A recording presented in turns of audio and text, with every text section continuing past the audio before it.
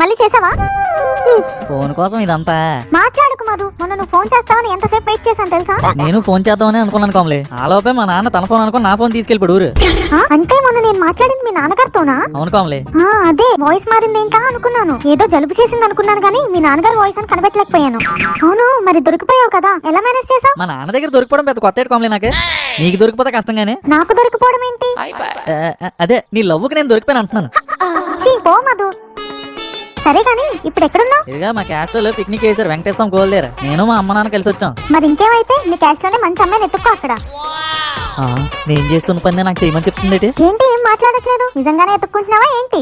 చిచ్చి అలా నేను ఎత్తుక్కొని సైడ్ అయిపోతే నీకు ఓకేనేటి? హలో కోమలి, కోమలి ఏటేం మాట్లాడలేదు కోమలి? ఇదిగో చూడు మధు, మా నాన్న నిన్ను లవ్ చేయదని ఎంత తిట్టినా సరే నేను మధునే లవ్ చేస్తున్నా అని నిన్నే పట్టుకుని ఉన్నాను. నువ్వు నన్ను కాటేసినట్టు కల్లోనైనా కలొచ్చినా షీటీము హీటీము సిబిఐ